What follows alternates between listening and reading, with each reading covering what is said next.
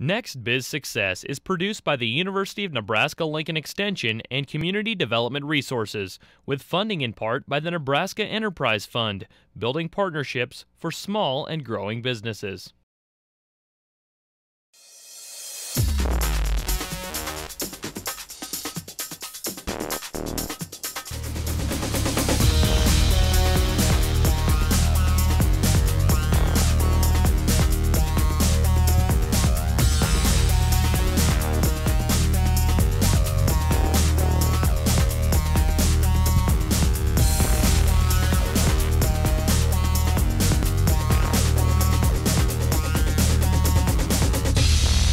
Hi, I'm Lynn Hinderrocker, and welcome to NXBIZ Success, straight talk and helpful business advice for Nebraska's entrepreneurs.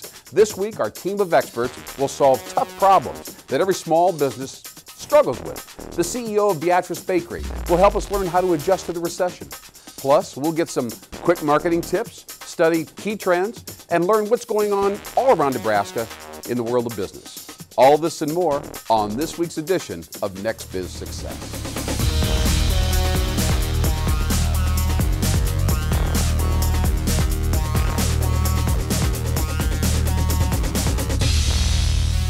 Right here in Marketing Pop-Ups, we're going to explore a very common question in the world of marketing and sales. How do I get people to actually care about my product? Here's the simple answer. Your product is more than a feature, more than a set of benefits, more than a place. Your product and your company should be an idea. A couple years ago, politician John McCain said something very interesting. I fell in love with the country when I was a prisoner. I loved it because it was not a place, but it was an idea. What idea does your company stand for? What principle, what vision, what general concept do you stand for that you can convey in an emotional and interesting, engaging way? Steve Jobs used to work with brought Macintosh back in the early 90s, joined Apple at that time, chose Lee Cloud to popularize the new Macintosh operating system. The concept they came up with, 2 words, think different. Think different. Everything else was secondary. They didn't talk about the knobs or the colors or the size or the screens or the processes. They talked about thinking different. Audi did the same thing 10 years ago with a whole new launch of some of their new lines. Intelligent design for intelligent people. Now, if you think you're an intelligent person, you have to take a look at the Audi brand. Aim for your ad to convey a single concept, a single idea, convey it in a novel, interesting way. That's how to grow your business. That's how Madison Avenue gets it done. Thanks for watching Marketing Pop-Up.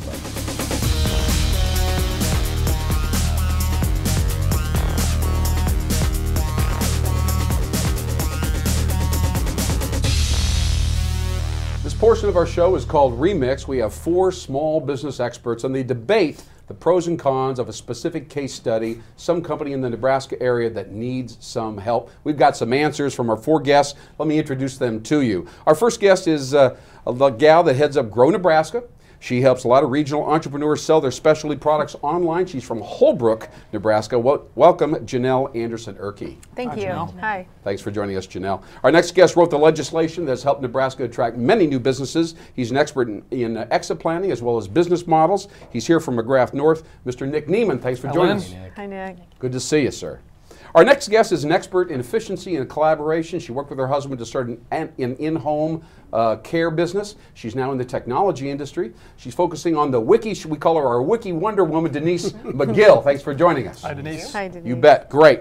Our last guest here helps entrepreneurs sell their companies, buy more companies. He's the perfect guy to know if you're a serial entrepreneur. Mr. Jim Zapersky, ladies and gentlemen. Thank you, Len. Right here from Jim. Corporate Finance in the Omaha area. Guys, we've got an interesting situation. Actually, it's fairly typical here in rural Nebraska. We have a manufacturer of truck beds and truck linings and accessories, mirrors, and so on. They've been around 20 years, and they do about $3.5 million, except they just lost their biggest customer. Ouch. To some overseas competitors who had lower costs, manufacturing costs, I'm sure. They're down to $2.75 million now. They've got a sales manager who's been around a long time, but he's kind of kicked back and isn't really aggressive at this point. Their website is not a top-notch website. They've got a local banker that is okay, but he's beginning to tighten the purse strings. and their internal culture, production, distribution, they're okay, but they're steadily obsolescing, if you know what I'm saying. Sure. Yeah. So we got a tough situation with this company. Janelle, let's start with you. What's the first thing you would think about doing to try to get them out of this slump? Well, they have to revamp their whole marketing, create a brand that it's not price-based, that it's actually image-based. It's the cool products. So price doesn't play into it. It becomes more like a Harley Davidson. It becomes like flip this truck. You need these accessories. And so they need to make sure their whole website becomes you can buy online. They have a Facebook page. They create fans, Twitter. So you kind of ramp it up and take them right into the 21st century era on marketing, branding, and imagery, right? If they don't, they're done. Okay. Nick Neiman, now I'm sure you have a different spin on this thing. How would you approach this whole situation, Nick? Lynn, you've got some issues here that run pretty deep with the cost issues, the perception issues, even with the sales manager, trying to understand what his company is about. I would approach it from a business model perspective. You hear a lot of talk about these days with companies tweaking or really revamping their business model. Yeah. And a lot of misunderstanding as to what a business model is. There's really 5 key components. Sure. And I would look at all 5, but I would start with understanding the component of how do we make it, who do we involve in that So you'd look at the process. production, the manufacturing, the distribution. And who works with us on that, insiders, outsiders, and so forth. You think we can lower costs, Nick, on the production distribution side? It sounds like they have to. Yeah. If you got a major customer leaving because of that, Yeah. you're going to have to take a serious look at that. All right, so Nick says lower the cost. Janelle says let's ramp it up on the marketing side. Denise, you're the wiki efficiency collaboration girl. What do you think about this situation? Well, you need something that's going to bring the two together. You can't be out promoting new ideas and then doing the same old things with internally. It's pearls of wisdom. Yep, whether it be from the person answering the phone to the salespeople to the people who are processing the purchase orders. Yeah. You need to be able to capture what we've done well in the past, but challenge ourselves on is there a new, better way of doing things. Denise, let me ask you this question. Is it really possible to walk away from 20 years of success and tradition and convince everybody that we have to do everything differently? I mean, is that realistic?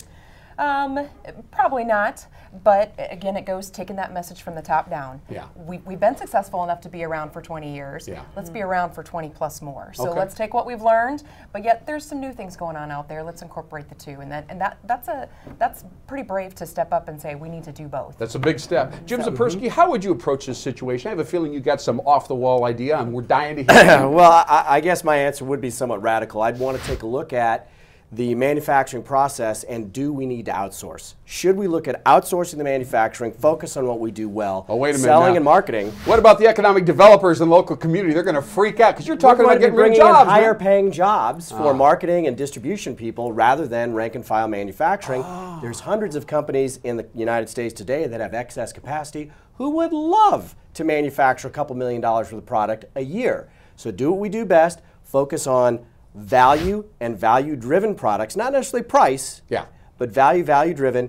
Step up the marketing process and let someone else who manufactures better and a lower cost than we can do that for us. Lynn and the economic developers ought to be leading that. Yeah. They shouldn't just be reacting to it. They ought to say, if we're going to keep this company in the community, we've got to fix it. And otherwise we lose all the jobs. It could be that the manufacturer that manufactures this for them is 25 miles away in another town in Nebraska. Janelle, I know that you understand very well the difference between marketing and advertising and sales. Now, you talked about marketing before. What about the sales piece? Is it secondary? Do you think we should focus on advertising and imagery and just let the sales manager come along and follow the mix? Or should he be opted out and we just do a dramatic repositioning? Well, I think you're going to have to assess that. Is he an old warrior like a Brett Favre? Can he come back? Or do you need a Mark Sanchez, bring in the new people? I mean, we use football I love these metaphors. Let's do a sports show, shall we? But we should. But you've got to decide. And, you may need to I'm a firm believer in incentives. If your old sales manager won't go on a incentive-based pay where he's actually earning his pay, well, then it's time that you maybe find him a job at a local clergy or something. You know what I'm saying? you find, because it's a small community, so you try to find something for him. But he's got to prove himself. I mean, he's got to decide, do you want to take us in, leave a legacy, buddy, here's your chance. Or that is going to be so tough. I mean, the owner of this thing is personal buddies with the sales manager. They started this thing 20 years ago. I think they have a come to Jesus meeting and they escort him out the door and say, here's some equity money and get him out of the culture. What do you think, Nick? Lynn, sometimes sit down and put an outside board of directors together for the company. I don't know if they have that yet. Good idea. But a lot of times that will bring in some fresh blood, give them some new ideas.